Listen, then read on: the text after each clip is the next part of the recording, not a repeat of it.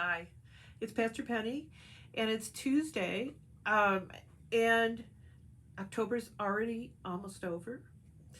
And I think I mentioned this yesterday, but if I didn't, be sure and drive by and check out our big sign on the outside of the church on the Mansion Street side, and I think it's very cool. It explains our stand against racism as Christians. So and also, we had coffee hour on Sunday, virtual coffee hour at 11. And all you need to do is click on the link in your daily email, and you should join us. We had a good time. Um, so, today I want to talk about our senses and how grateful we should be, and most of us totally take them for granted. What if we couldn't see, for instance? What if we were blind? Um, and there are many, many blind people who adapt, and I guess your other senses take over, right? And are extra acute uh, to compensate for not being able to see. But what a challenge and what a struggle every day.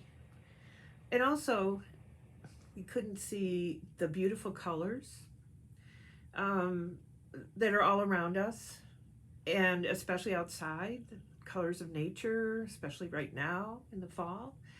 Um, and I guess if you're born blind, you don't know what you've missed, but not everybody is born blind, and um, it's it's really sort of mind-boggling to me, and we take it for granted a lot. What about if we couldn't hear? Oh, we couldn't hear music. We couldn't hear the voices of our loved ones. We couldn't hear children giggling or the laughter of people, um, or all the sounds of the waves on the shore of a sea or an ocean or a lake, um, the gurgling of the coffee pot in the morning. There is so much, and uh, don't we mostly take it for granted? Now, smelling is I've never smelled very well. I have some blockage here, and just I love good smells. I love to smell good food on the stove.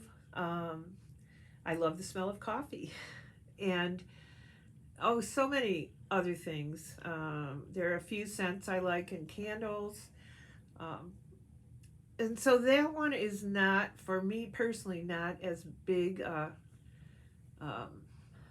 a deal, but for many it would be. And now we get to the serious stuff.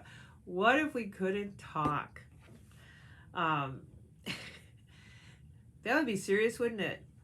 I have a few times I've had laryngitis sometimes, and yeah, and it's a struggle. And I guess again you adapt, but it would be it would be it's something we take for granted, and it would be very inconvenient.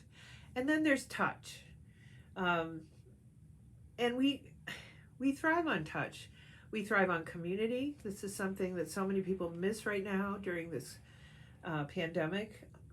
We thrive on hugs and um, touching and feeling the texture of things. I love to do that.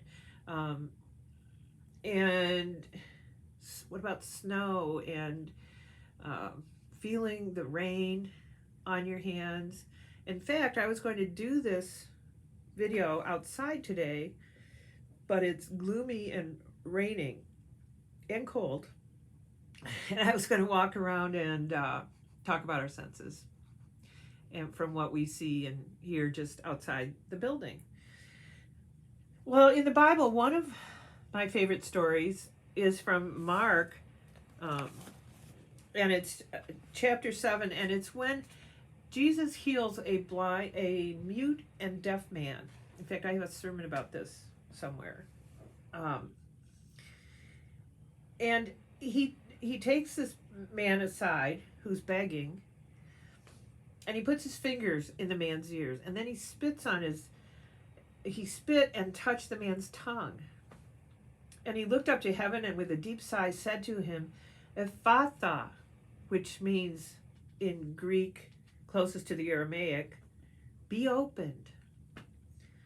At this, the man's ears were opened, his tongue was loosened, and he began to speak plainly.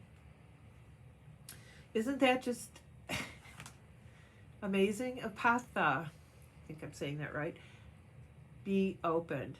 And there's so many references to our senses in the Bible. So Matthew 6, the eye is the lamp of the body. So if your eye is healthy, your whole body will be full of light. But if your eye is bad, your whole body will be full of darkness. If then the light in you is darkness, how great is the darkness? Well, that talks about being able to see, but it doesn't mean there's darkness in blind people. In Romans 10, so faith comes from hearing, and hearing through the word of Christ.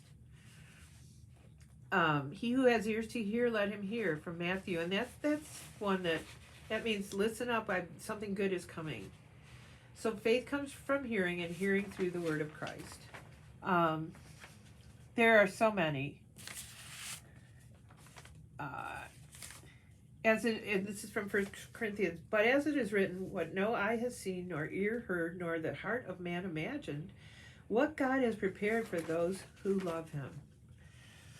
And then 1 Peter, if indeed you have tasted that the Lord is good. That's a good one. And then communion, which I'll end with. It's so important to experience communion, not just make it happen, not just go through the motions, but experience it. We're having communion this coming Sunday.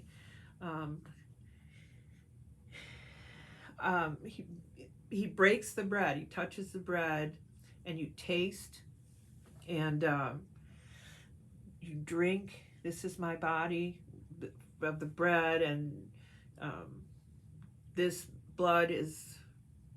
cup is the covenant sealed with my blood. Anyway, it's a very sensual thing, and it's an important part of, and you don't need all your senses to experience communion. So go and see and hear and be grateful. Be grateful for your senses.